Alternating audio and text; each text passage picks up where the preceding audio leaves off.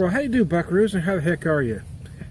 I am Tom the Beer Whisperer. Of course I am. Who else would I be? I've got the Dogfish Head, Midas Touch, Ancient Ale. Let me read just a little bit from their website as I got it in my title box snifter here. Dogfish Head, Midas Touch, Ancient Ale. Somewhere between wine and mead, our original ancient ale is made with ingredients found in 27-year-old drinking vessels in the tomb of King Midas. Barley, honey, white muscat grapes, and saffron. All right, well, how about that? It is interesting. I did a video for it about a week ago when I first got it. Something happened to the video, so I've had it before. Actually, just did a live video as I do this one and drank half of it. Thought I'd drink the other half and try to get one on my YouTube channel. So this is Memorial Day weekend. I guess Memorial Day is Monday, but this is the weekend that precedes it. So folks are out doing their thing.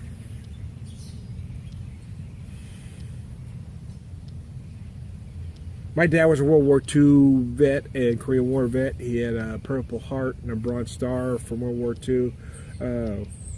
When I was about 12 years old, one of his friends talked to me and mentioned what a hero Dad was. Dad never told the story of how he got the Bronze Star. It's pretty freaking amazing.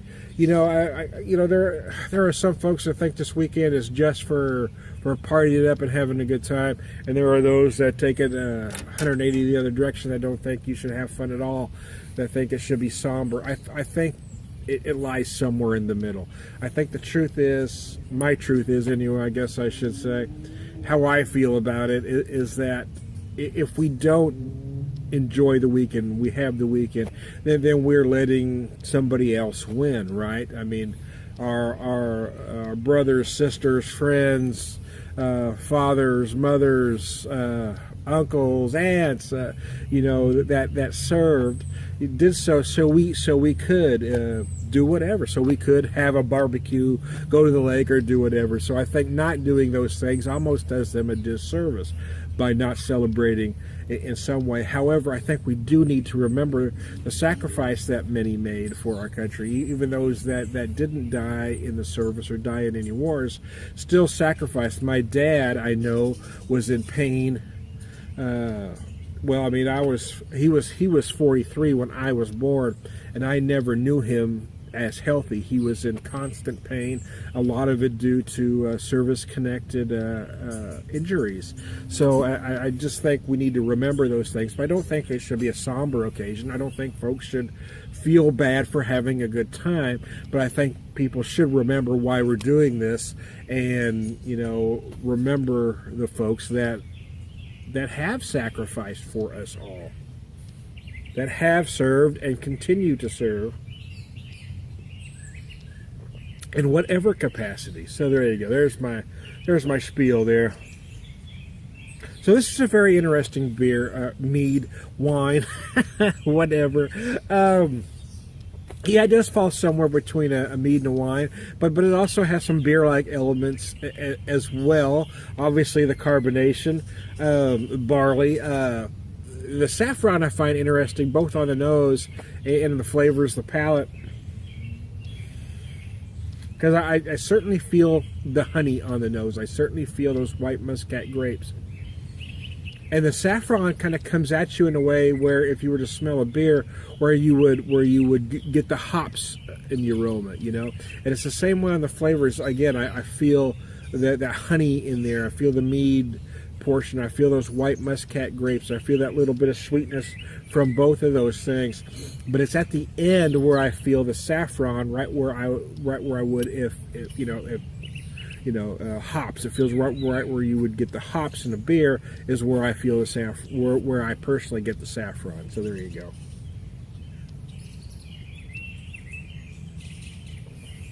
This runs about 13 a 4-pack, so I don't know if I'll revisit this again. I know I won't revisit it again this season. The truth is I probably will buy it again a year, 2 years, 3 years down the road. Who knows?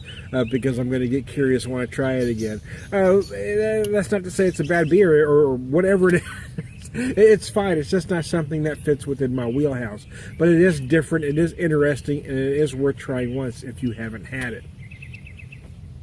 The Burton Baton, I mentioned, I did the live video, I said Burton, but I couldn't remember the name of the beer, man. The Burton Baton, the Palo Santo Marron, those two beers for me, even though they are very pricey, are beers I will purchase again, probably closer to the fall, mostly because they fit right within my wheelhouse, right? They're great big beers, aged in something. and I love that. I love that a lot. But this is certainly one I'm glad I tried, because there's nothing wrong with it. It is just very different. I think there's going to be those that really love it, because it is going to fit in a specific person's wheelhouse. Oh, there we go. So it had been storming today, and it was supposed to storm longer than it has. Excuse me. I think we are going to get some more storms, and they talked about golf ball to softball size hail. I'm hoping that right now it's more north of where I am personally. So I'm hoping that will miss me.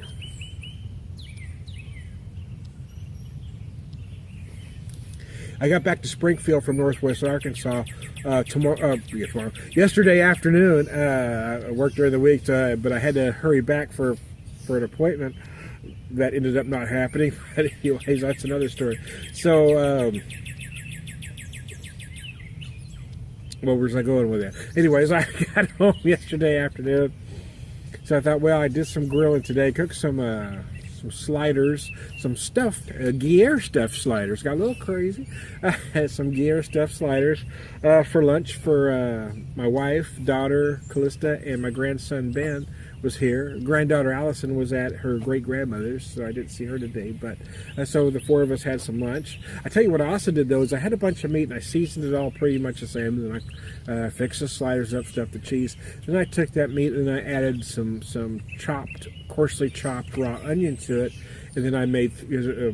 my grandson Ben's going to spend the night with us tonight. He wanted to sleep over with Graham's Gramps. So I made... I was... we got some rain, so I did, but then the rain stopped, so I ran out here real quick. And I made 3 patties, Salisbury steak patties, basically. And I put them on because they're larger, thicker, with the raw onions, you follow me. So I grilled them real fast, got them just about done, and took them off. I'm going to finish them. I'm going to make the gravy, then finish them in gravy like you would do a Salisbury steak, and do some mashed potatoes, so... And then it started downpouring again, and I thought it was going to start hailing, but we didn't get to hail, and now it stopped again for a moment. So I thought I'd slip out here and do a video. Had enough time to do that live video, and now this one here. So there you go. Hey, I am Tom the Beer Whisperer. This, again, this beer is really worth trying once. You're going to get honey. You're going to feel those grapes. You're going to get a hint of sweetness. Then you're going to get that very earthy feel of the saffron. Right near the end, it just sort of lingers on you. It's a very interesting beer, and again, at the risk of repeating myself 100 damn times, because that's kind of what I do, it is worth trying once. I am Tom the Beer Whisperer, prolific beer drinker, BeerVangelist, Purveyor of Wisdom, and...